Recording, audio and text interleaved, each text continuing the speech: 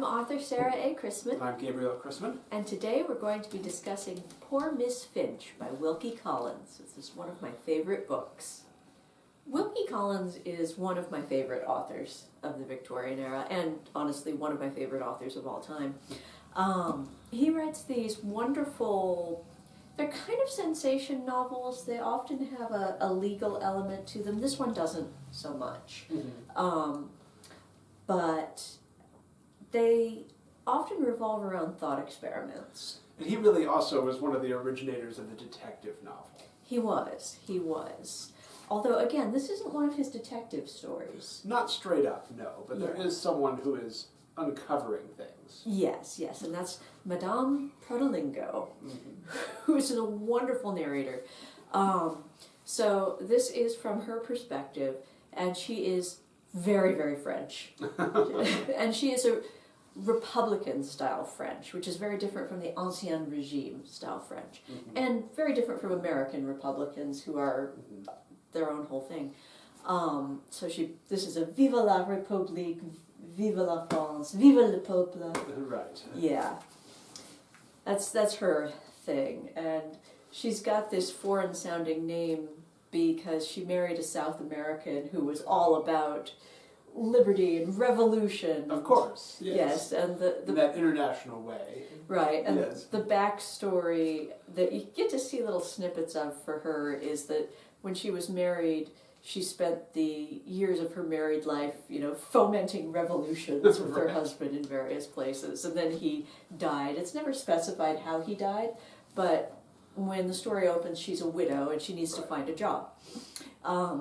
Because she had a fortune, but she spent it in the course of fomenting revolutions. Right. As one does. As one does, apparently. Apparently. And so she needs to find a job. So she finds in a newspaper there is someone advertising for a lady's companion and the companion has to be well acquainted with music. Now this fits her qualifications, so she applies, and when she goes to talk to the lawyer who is representing this lady who she's going to be a companion for, she finds out that Miss Finch, who's this lady, is blind. And that's why the music was so important, because that's basically her one solace, her one joy in life is playing the piano.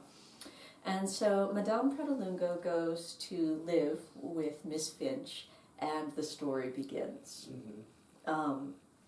So at the beginning of the story, the reason it's called Poor Miss Finch is that that's what everyone in the community called her, because she was blind, and everyone felt sorry for her because she was blind.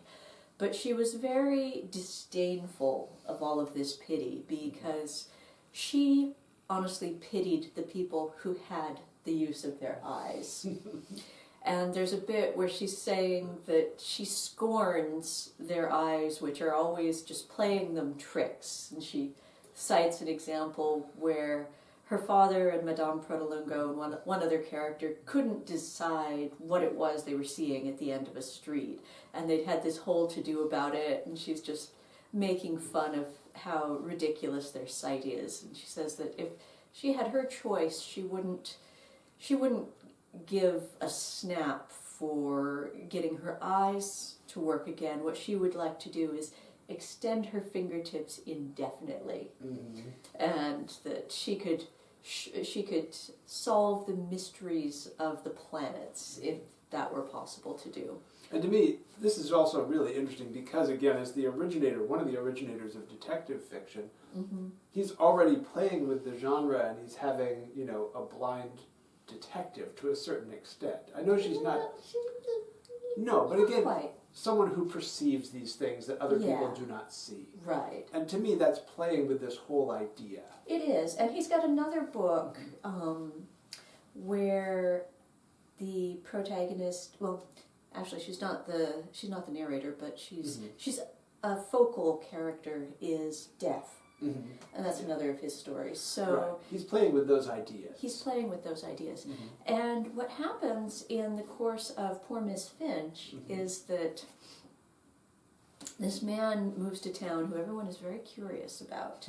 And that does have a certain detective element, and there is a certain legal element in that aspect of the story as well. You're right, you're right. He did incorporate that, because there's a courtroom scene in a trial. Right. Yeah, you're right, there is that. But anyhow, not to give too much away, Miss Finch falls in love with this man named Oscar. And surprise, surprise, he has an identical twin brother. That's where the Dickens influence comes in to a certain extent. Yeah. Coincidences and twins and, you know. Right, right. Well, weren't Collins and Dickens good friends? They were very good friends. Yeah, they were good friends. I'm always surprised that Wilkie Collins is not more popular like Charles Dickens. I know. He hasn't really been elevated to that level of classic in the same way, but he deserves it. He definitely deserves it. He definitely deserves it. I wish more teachers would have their students read Collins as opposed to Dickens. I also think it's actually held up better. It has. To me, it's much more similar, like his legal thrillers are so much like John Grisham novels. Yeah, and absolutely. some of these others that I think they'd be even more approachable by modern audiences. Right, right, Yeah. absolutely. So coming back to the story of Lucilla, it says that Lucilla is Miss Finch, and Oscar, they fall in love, and Oscar is severely injured by a burglar who breaks into his house, and as the result of the head injury he gets from the burglar, he develops epilepsy. And the doctors tell him that there is a way they could cure the epilepsy, but it would permanently discolor all his skin everywhere. It would basically turn him bluish gray. Yes. And this is actually, this was a thing. This can actually happen. That there's a certain drug that people used to take that does disfigure the skin, and is permanent. And Oscar's decision, because the epilepsy has been so problematic for him, and so painful and so disruptive, and the only woman he cares about, the only woman he loves, is blind and will never see him anyways. So he tells the doctor, absolutely, absolutely he'll go for this. Now the problem is that Lucilla has always had a horror of dark colors. As a blind woman who has always been in the dark, she has this sort of irrational prejudice against all dark colors. And in fact, when she meets Madame Pratolungo for the first time, Madame Pratolungo is wearing a purple dress, and Lucilla she touches the dress and then shrinks back and says, "Are you wearing a dark color?" And Madame Pratolungo says, well, yeah. And Lucilla explains just what a horror she has of anything dark. And so Oscar's trying to keep this discoloration a secret from her. And then his identical twin brother shows up, and another plot twist. His brother has made good friends with an optical surgeon who is able to give Lucilla her sight back. And I won't reveal anything else beyond that, because it would be giving too much away. Yeah.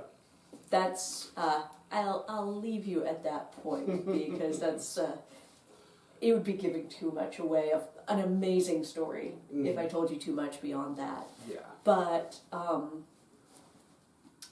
I like the thought experiment aspect of a lot of Wilkie Collins. And in this case, it's a few thought experiments. It's the thought experiment of, are everyone's conditions of happiness the same always? And the answer to that is very definitely no. Right. And this book actually has one of my favorite quotes from all time in it, and I'll find it for you. It's very close to the end.